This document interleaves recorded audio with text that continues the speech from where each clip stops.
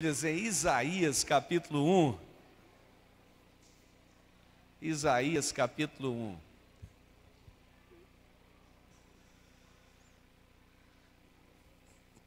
Enquanto você vai abrindo, pastor Denner, Homens de Honra realmente foi um sucesso, foi bênção. O próximo Homens de Honra, é preciso que todo homem participe. Então, muitos não estiveram ali, perderam. João Leite, evangelista, líder de célula, um homem de Deus, né? Lá da IBC, ele esteve ministrando, foi tremendo. E algumas pessoas ganharam até o autógrafo do goleiro João Leite, né? Algumas pessoas tiveram a assinatura dele na camisa do Atlético lá, e valorizando, né, Valéria? Tia Valéria. Então, não fique de fora. Próximo Homens de Honra, você participe, porque o próximo eu sei que será mais impactante ainda, hein? Está vindo aí uma programação tremenda para a próxima programação, Homens de Honra. E lembrando, irmãos, casais vencedores é a nossa nova estratégia para trabalhar com os casais, para treinar os casais para um casamento mais saudável, para um casamento vencedor. Então, casais vencedores, começa no dia 18, é uma quarta-feira, serão 6 semanas, haverá um intervalo com um encontro para os casais, daí mais 6 semanas o curso será concluído. Então, a condição para participar desse encontro será fazer as primeiras 6 semanas. E depois do encontro, mais 6 semanas. Tá? Se você precisa melhorar seu casamento, você tem que participar do encontro do Casais Vencedores. Se você quer aprimorar a sua vida conjugal como marido, como esposa, você tem que participar do Casais Vencedores. Então, não pode ficar de fora. Queremos ainda dizer o seguinte: está aberto para noivos que de fato estão com um projeto de casamento, tá bom? Então, os noivos poderão participar. Só tem um detalhe: eles só não participarão do encontro de casais, tá? Mas das 12 semanas, eles vão poder participar. Amém? Você abriu sua Bíblia em Isaías capítulo 1, eu estou tentando achar aqui ainda, mas estou chegando. Nós vamos ler do versículo 1 ao versículo de número 29, Isaías capítulo 1, 1 a 29.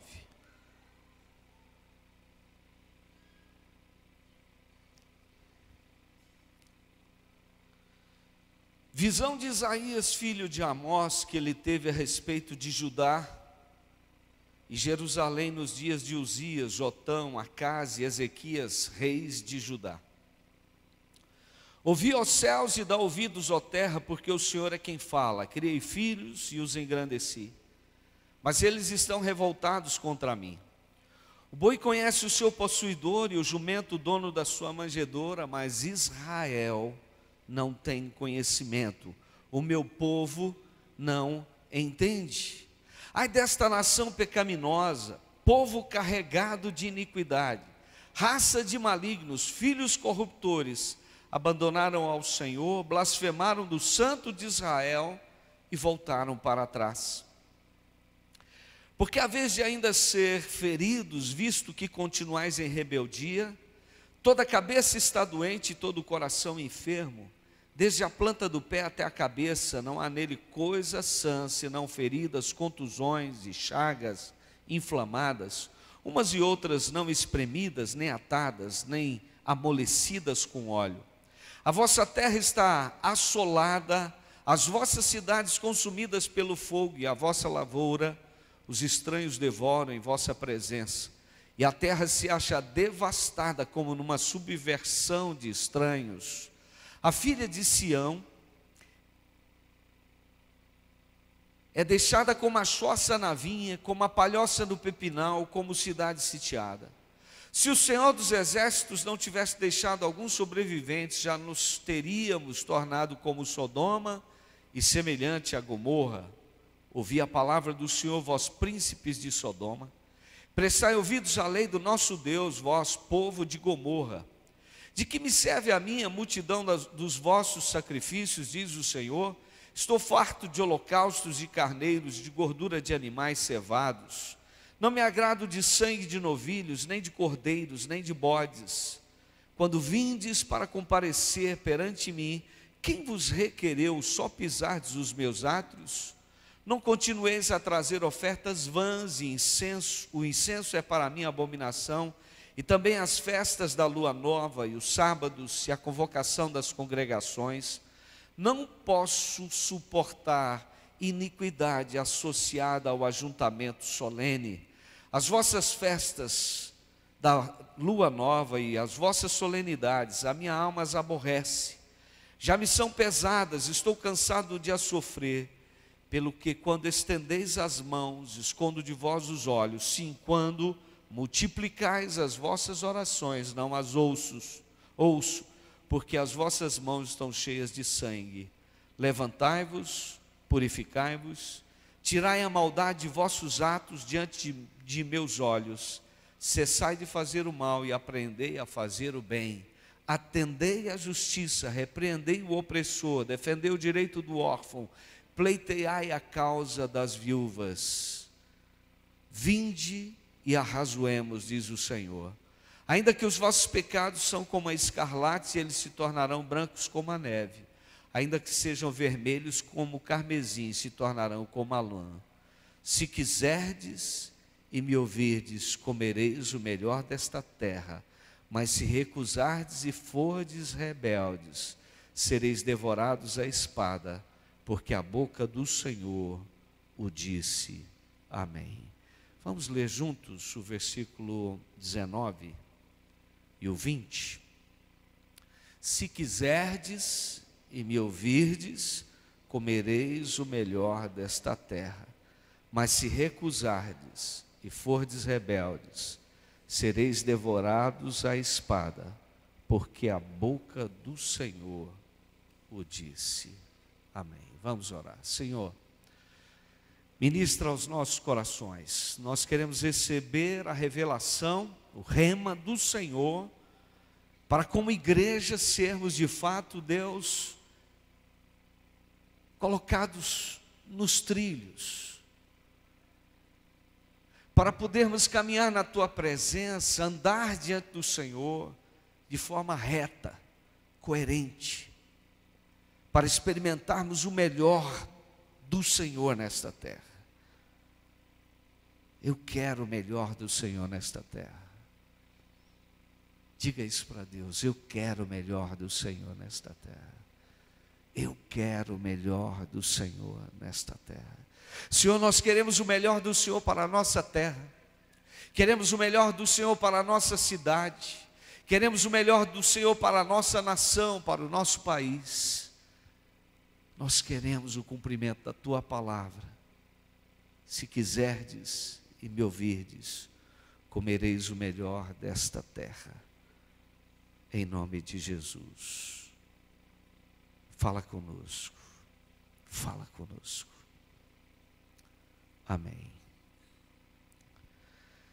Dia 31 de outubro de 1517, aconteceu um fato histórico que sacudiu a igreja de Cristo na terra. A reforma protestante. Martinho Lutero, de forma ousada, foi instrumento de Deus para pregar as teses contrárias a toda uma realidade de vida da igreja que traz de fato a igreja para se estabelecer diante do Senhor com uma liderança nova, com uma teologia nova, com princípios centrados na palavra de Deus, com culto novo, com uma adoração nova e com um desafio renovado em relação à grande comissão de Jesus lá de Mateus 28. E de fazer discípulos de todas as nações.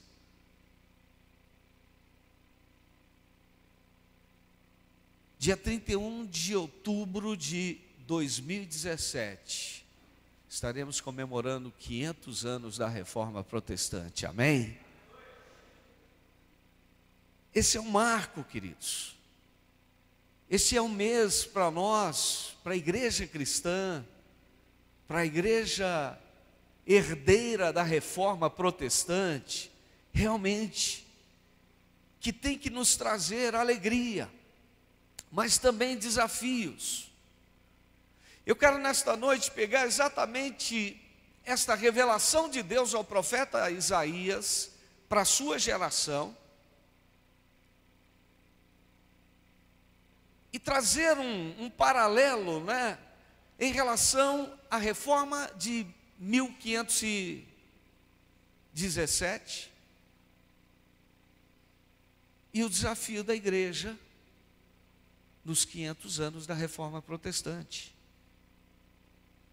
As semelhanças das gerações, a geração de Isaías, a geração de Lutero, a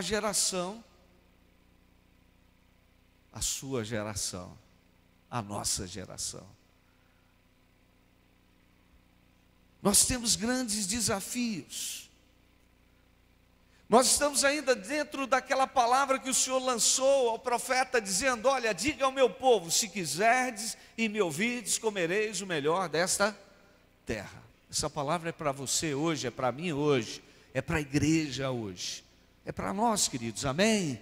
Essa palavra está em sintonia com o que Jesus disse em João 10:10. O ladrão vem roubar, matar e destruir, mas eu vim para que tenham vida e a tenham em abundância. Se quiserdes e me ouvirdes, comereis o melhor desta terra. Vim para que tenham vida e a tenham em abundância. O que nós temos para realmente analisar ou refletir sobre a geração de Isaías, sobre a geração de Lutero e sobre a nossa geração? O que nós como igreja de fato temos que encarar? Eu olho para esse texto e eu vejo exatamente 3 realidades que influenciavam a vida da geração de Isaías, que influenciaram a vida da geração de Lutero e que influenciam a vida da nossa geração. A primeira, uma geração sem o conhecimento de Deus. Assim era a geração de Isaías, uma geração sem o conhecimento de Deus. Deus manda Isaías falar: diga, profetiza, abre a tua boca e diz: olha, ouvi, ó céus, dai ouvidos, ó terra, porque o Senhor é quem fala. Criei filhos e os engrandeci, mas eles estão revoltados contra mim. O boi conhece o seu possuidor, o jumento o dono da sua manjedoura, mas Israel não tem conhecimento. O meu povo não entende. Queridos, é possível estarmos em oposição, em rebeldia por ignorância, por falta de conhecimento, por falta de discernimento, por falta de entendimento. A geração de Isaías estava assim.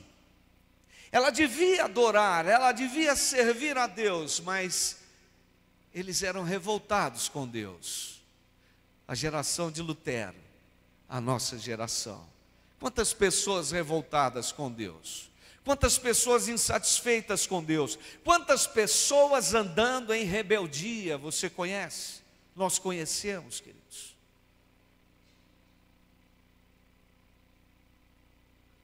Paulo escreve aos Coríntios na segunda carta, no capítulo 4.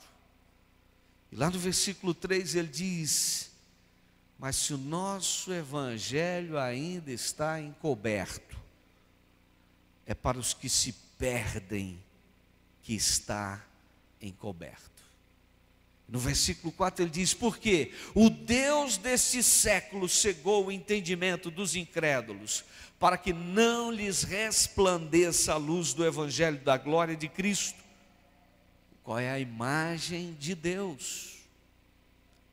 Queridos, a geração de Isaías estava cega, vivia nas trevas espiritualmente falando. Não havia o resplandecer da glória de Deus sobre aquela geração. Por isso Deus diz: o meu povo não entende, o meu povo não tem conhecimento. Mas assim também foi com a geração de Lutero. Aliás, a reforma protestante, ela se dá exatamente no alvorecer de uma nova era, que é o Renascimento. O fim da idade das trevas, onde Roma, detendo o poder, ditava o que as pessoas podiam ou não podiam crer. Até as convicções mais filosóficas. A igreja de Roma impunha aquilo que ela dizia ser a verdade. Ninguém podia pensar, ninguém podia discutir ideias, ninguém podia se levantar e estabelecer qualquer tese contrária àquilo que a igreja de Roma estabelecia.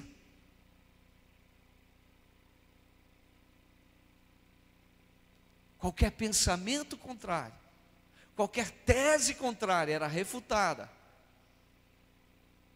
E o tratamento era um tratamento ignorante, incluindo morte. Queridos, exatamente o que Paulo disse: se o evangelho está encoberto, é para os que se perdem que está encoberto.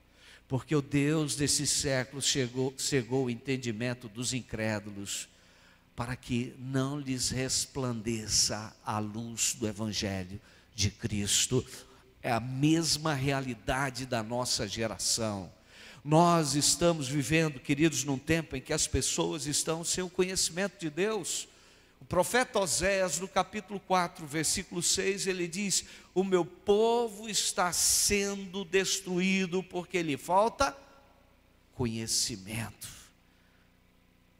E a responsabilidade atribuída exatamente aos sacerdotes, aqueles que deveriam ensinar, aqueles que deveriam transmitir o conhecimento de Deus.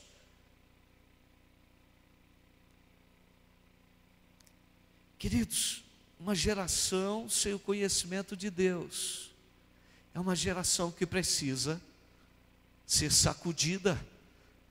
Cremos que Deus está nos levantando como igreja nesses 500 anos da reforma protestante, para abrirmos os olhos, mas também numa unidade da igreja, não apenas no Brasil, mas no mundo, nos levantarmos para um grande desafio. É tempo de estabelecermos uma segunda reforma, é tempo de renovarmos as convicções que nos foram, sim, dadas como uma herança da primeira reforma, mas de trazermos novos desafios para a igreja. Isso nos faz pensar, queridos, que de fato nós não podemos ser os crentes consumistas, nós não podemos ser os crentes que após a reforma protestante, ao invés de voltarem a cultuar nos lares, a fazer os seus encontros, nas casas, os pequenos grupos, as células,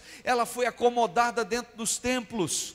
E graças a Deus que hoje nós estamos trabalhando num desafio da segunda reforma, que é nós precisamos levar a igreja de volta para os lares. E é isso que está acontecendo, amém? Viram que momento tremendo da comunhão de algumas das nossas células, momentos maravilhosos, queridos. É demais ver Deus dando a oportunidade às pessoas de conhecerem a Jesus, de saírem da ignorância, das trevas para a luz. A geração, seu conhecimento, está recebendo a oportunidade de conhecer a Jesus, de ver o resplandecer da glória de Deus em Cristo em suas vidas, amém? Nascerem de novo, serem transformadas, serem de fato geradas como novas criaturas em Cristo Jesus. Você é uma nova criatura, amém? Se você foi gerado de novo, você é uma nova criatura, você tem o conhecimento de Deus. E quem tem o conhecimento de Deus não pode se calar, tem que abrir a boca, tem que começar a falar, tem que começar a desafiar, tem que trabalhar para levar o conhecimento de Cristo aos que estão debaixo de uma influência maligna, amém? Segunda comparação que vamos fazer entre a geração de Isaías, de Lutero e a nossa. Segundo texto, Isaías viveu numa geração escravizada pelo pecado da iniquidade. Além de não ter o conhecimento de Deus, esta foi uma geração realmente iníqua.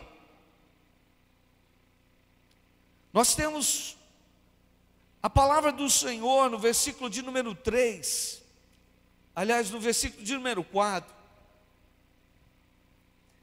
o Senhor dizendo: Isaías, diga a esse povo: ai desta nação pecaminosa, povo carregado de iniquidade, raça de malignos, filhos corruptores, abandonaram ao Senhor, blasfemaram do Santo de Israel, voltaram para trás. Essa nação pecaminosa, carregada de iniquidade, é a geração de Isaías.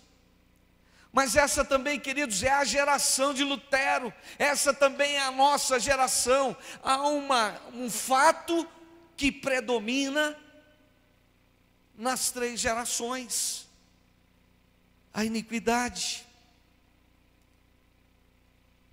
Queridos, a iniquidade é o pecado da injustiça, maldade, desobediência, oposição ao que é justo, à vontade de Deus, raça de corruptores. Quando a gente vê sobre corrupção, realmente nós estamos diante dessa realidade que é a conduta daquele que não teme a Deus, a conduta daquele que não ama a Deus, que não segue os princípios de Deus, os valores de Deus para a sua vida.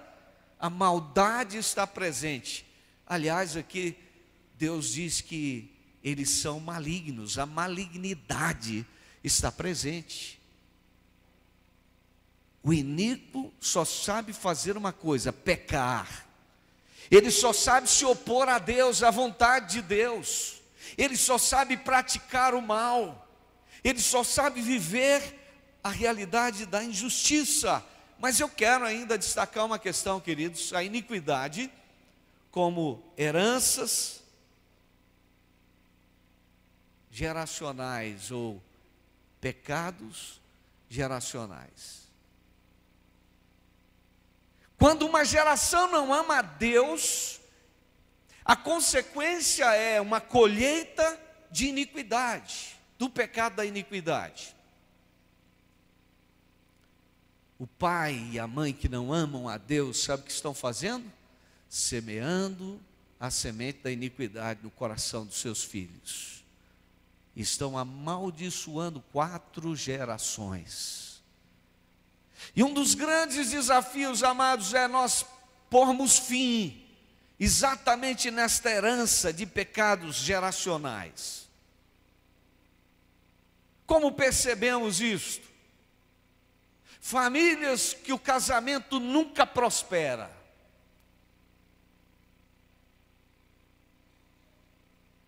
Heranças de pecados geracionais. É isso mesmo, divórcio, separação.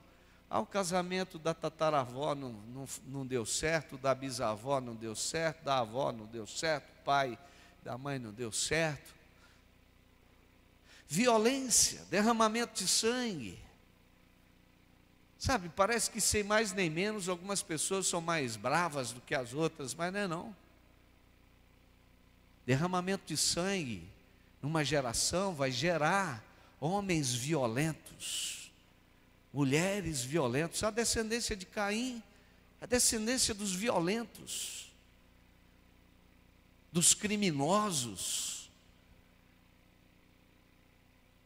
E quando nós olhamos para a realidade do nosso país, nós percebemos, queridos, uma herança realmente de pecados, de iniquidade na nossa nação. Deus quer que nós estejamos dando um fim nisso. Deus quer que nós estejamos assumindo como igreja que a nossa geração será liberta, a nossa geração será curada, a nossa geração será realmente transformada pelo Evangelho, que é o poder de Deus para a salvação de todo o que crê. Amém? Só tem uma forma de nós vencermos a influência da iniquidade. Jesus Cristo. Jesus Cristo põe fim ao domínio do pecado da iniquidade. Jesus Cristo liberta aqueles que têm heranças de pecados geracionais, aqueles que estão realmente colhendo consequências de pecados dos antepassados, 4 gerações amaldiçoadas. Mas eu olho também para a geração de Isaías, de Lutero e para a nossa geração e vejo uma terceira realidade que de fato nos leva a identificar a necessidade de sermos uma igreja comprometida em trazer aquilo que é o projeto de Deus para a nossa geração. Uma geração dominada pelo espírito da religiosidade.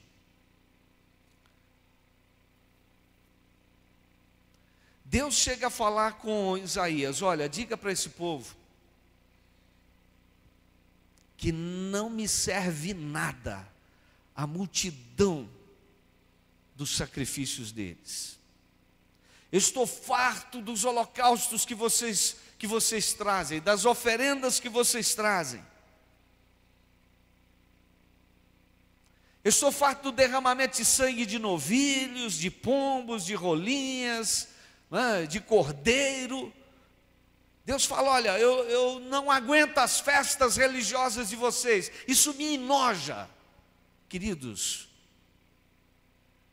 religiosidade é coisa do homem, é uma tentativa do homem de se penitenciar diante de Deus. De comprar Deus, de trocar, de fazer uma barganha com Deus. Deus, hoje é domingo, eu estou aqui, sentar numa cadeira. Querido, e segunda, você está na célula, você está correndo atrás de alguém para levar a Jesus, você está aconselhando alguém, você está orando pela sua família. Como que é segunda-feira na sua vida? Ai, que terrível. Segunda-feira tem que ser um dia que a gente amanhece realmente dizendo: olha, tudo posso daquele que me fortalece, Eu vou ter uma semana abençoada, um dia abençoado. Deus vai me dar vitórias. Você pode enfrentar os problemas e as lutas, mas continuar servindo ao Senhor amanhã, segunda, terça, quarta, quinta, sexta, fazendo a obra de Deus, se dispondo a servir as pessoas, sendo um instrumento nas mãos de Deus. Deus diz que não aguenta religiosos. Pode parecer uma contradição, mas pastor, Vocês pregam em religião. Não, queridos, nós pregamos a palavra, nós pregamos relacionamento com Deus, nós pregamos culto vivo, nós pregamos adoração 24 horas, nós pregamos vida com Deus acordado ou dormindo, nós pregamos vida com Deus no trabalho, fazendo negócios. Mas e a hora que rolar lá um brindezinho, uma corrupçãozinha, como é que faz, pastor? Diga não, manda o diabo para o inferno, né? Diga não. Se você tem que comprar favores, se você tem que pagar por favores, se você tem que negociar aquilo que não é justo, isso não é de Deus. Vamos ser crentes em todos os lugares. A hora que você está no seu carro e que alguém para na sua frente, você dá aquela buzinada, pé da vida, diz, estou pé da vida, né? Tem que ser crente nessa hora. Tem que servir a Deus em todo o tempo, em todas as circunstâncias. Você tem que servir a Deus na hora que o seu cônjuge de alguma forma te provoca.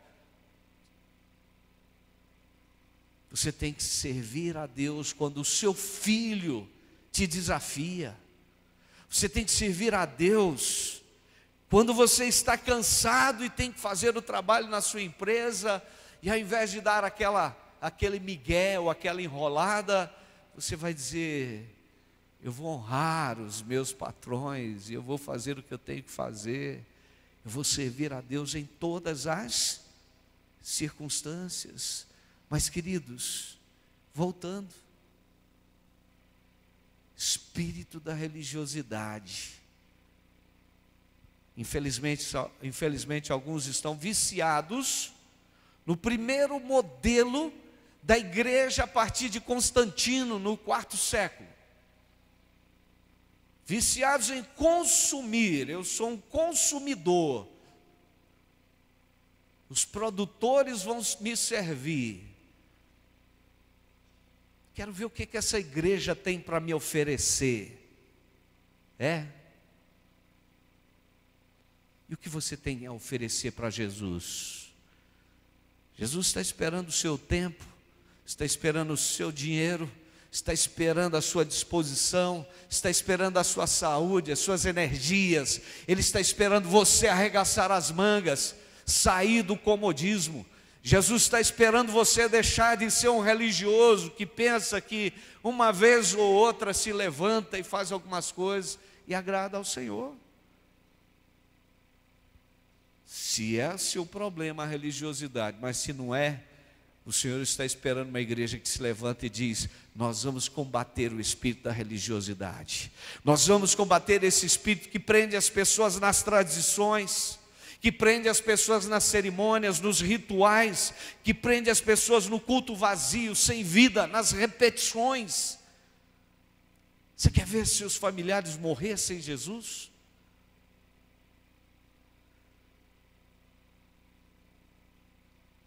Queridos, eu tenho o maior prazer de pregar sobre o testemunho de vida de Maria. Que mulher de Deus, que mulher tremenda, que mulher cheia do Espírito, que mulher que foi um exemplo, mas que mulher que não é mediadora, nunca foi, nunca será. Que mulher que disse, fazei tudo quanto Ele vos mandar ou vos disser. Nós amamos o testemunho de Maria, mas vamos contrariar pessoas que querem servir a Maria, adorar a Maria, clamar pelas orações de Maria, porque ela não vai orar por ninguém. Só existe um mediador entre Deus e os homens, Jesus Cristo. Aleluia! Queridos, esta é a mensagem, esse é o desafio. Se quiserdes e me ouvirdes, comereis o melhor desta terra. Nós vamos olhar para esse desafio então da geração de Isaías, da geração de Lutero e da nossa geração, e vamos dizer, Senhor, nós queremos o melhor desta terra. Quem quiser o melhor dessa terra, fique de pé.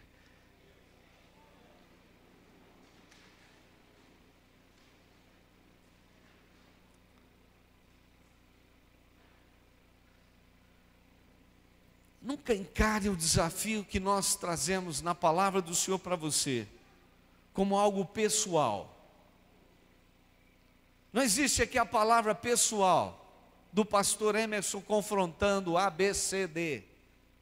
Mas existe uma palavra de Deus nos confrontando como igreja, para nós sairmos, queridos, daquela zona de conforto, de comodidade.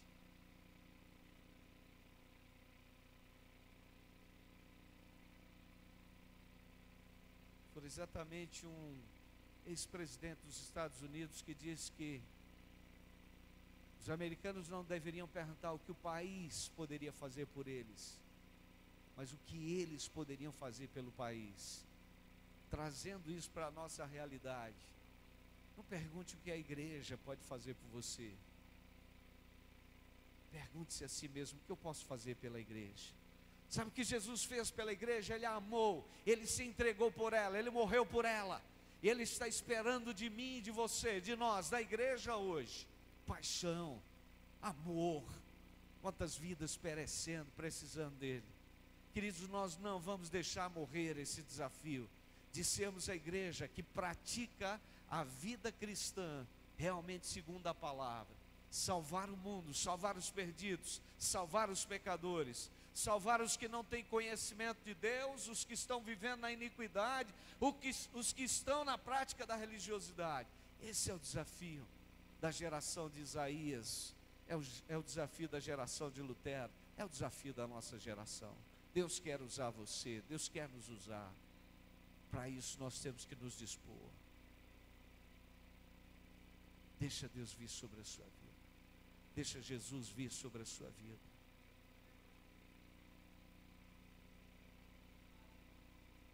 Vou pegar a última canção da ceia. Jesus é o Senhor da igreja. A penúltima, né? Aquela que vocês cantaram primeiro. Jesus é o Senhor da igreja. A igreja de Cristo precisa anunciar que Ele vem, que Ele vem. A igreja de Cristo precisa anunciar que o Jesus que vem não é o Jesus que está pregado na cruz, é o Jesus que foi à cruz, mas ressuscitou, está vivo e está nos capacitando a sermos esta igreja com o desafio de transformar a nossa geração. Isaías foi um instrumento de Deus para transformar a sua geração.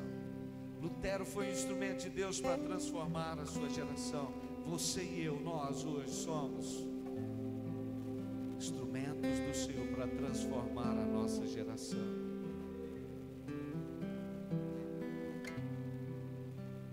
Seja esse instrumento do Senhor. Diga para Ele: eis-me aqui. Diga para Ele: eu quero o melhor desta terra, Senhor. Eu quero o melhor desta terra.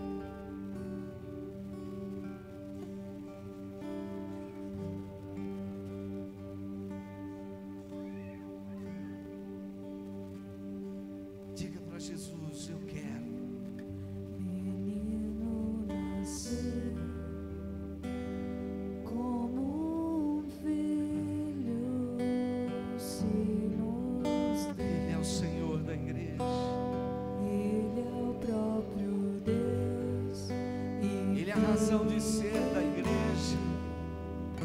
Debaixo de Ele morreu pela igreja. Ele morreu por você.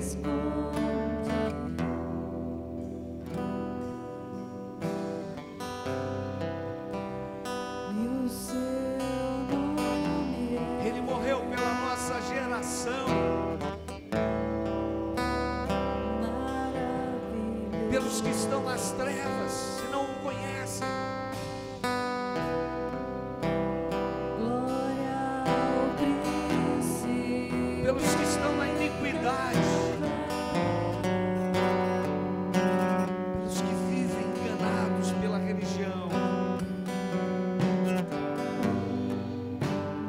Menino nasceu Vamos ser a igreja dele. como um filho, se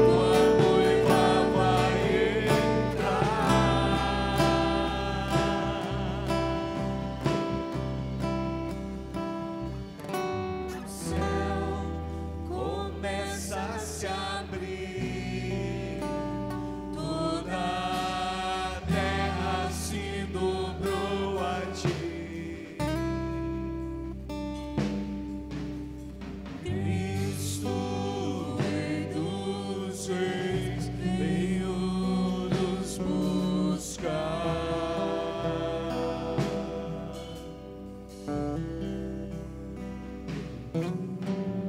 Leva-nos em tuas mãos, pelas portas da cidade,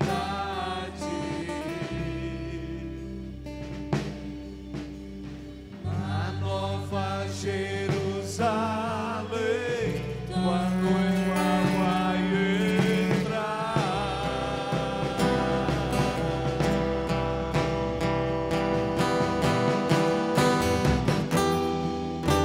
Começa a se abrir, toda a terra se dobrou a ti. Cristo e nos fez, veio nos buscar.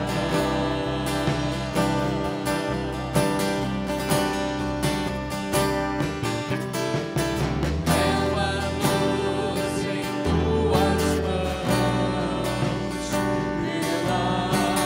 portas da cidade,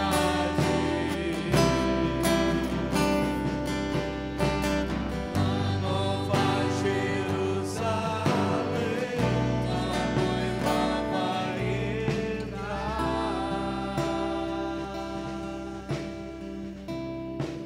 Sabe, queridos, Jesus é o Senhor da igreja.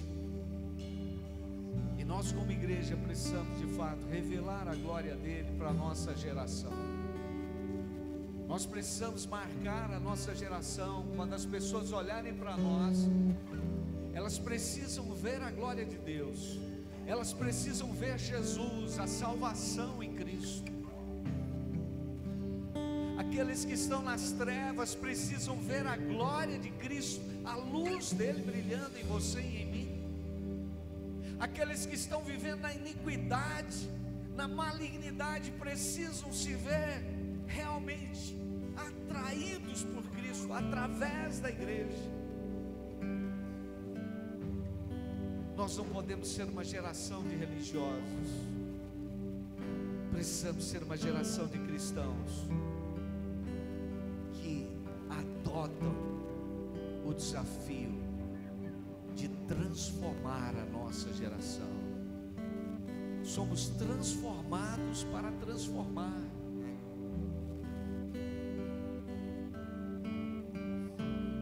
No século XVII, um holandês chamado Gisbertus Voetius, ele diz que a igreja reformada é sempre reformanda.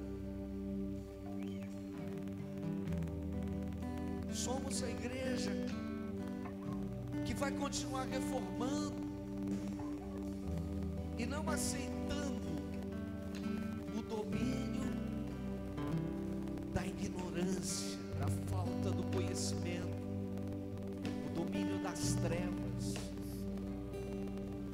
Nós não podemos permitir que os pecados geracionais prendam esta geração. Mas nós vamos dizer: o povo do Deus vivo, a igreja do Deus vivo que ressuscitou, a igreja viva do Cristo vivo, ela é poderosa para transformar essa geração. O Senhor te chama, o Senhor te levanta, o Senhor te comissiona, o Senhor te ordena.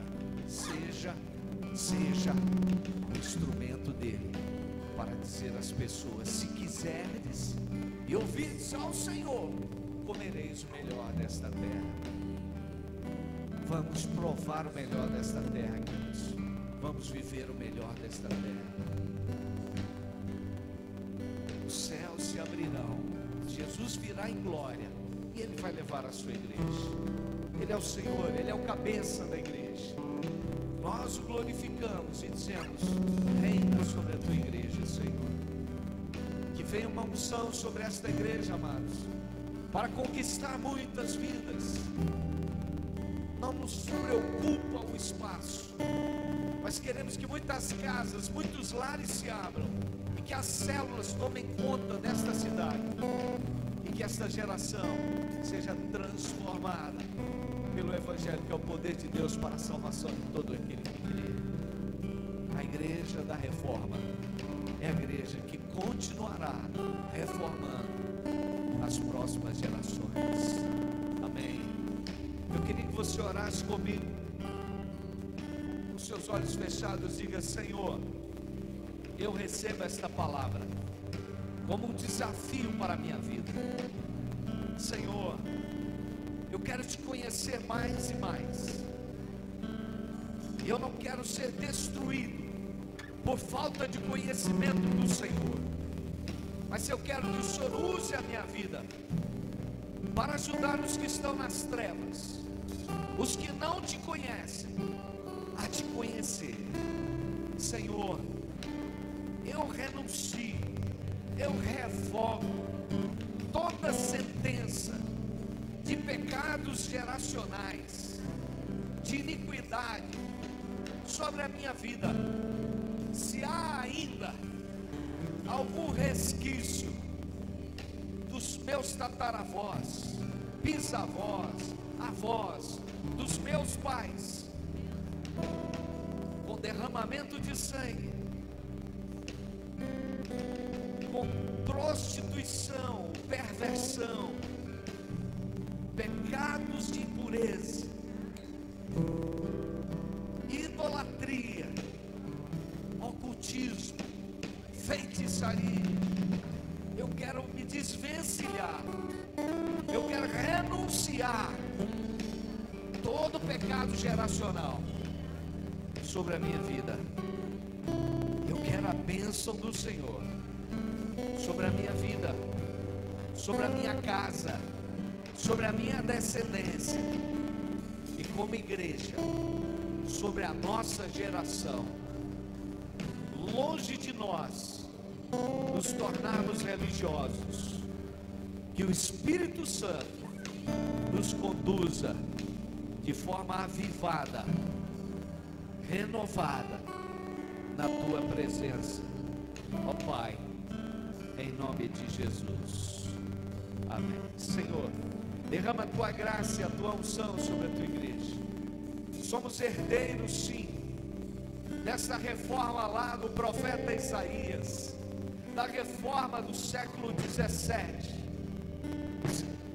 da reforma que o Senhor tem estabelecido agora para esta geração. Deus, queremos que o Senhor nos use esta igreja, sopra esta unção sobre a tua igreja, e aviva e capacita o teu povo. Que a graça do nosso Senhor e Salvador Jesus Cristo, o amor de Deus, o nosso Pai, as santas consolações do Espírito sejam sobre vós, povo de Deus, hoje e sempre. Amém. Você pode dar um aplauso ao Senhor, para a bênção do Senhor. O Senhor conduz a sua vida em triunfo. Tenha uma semana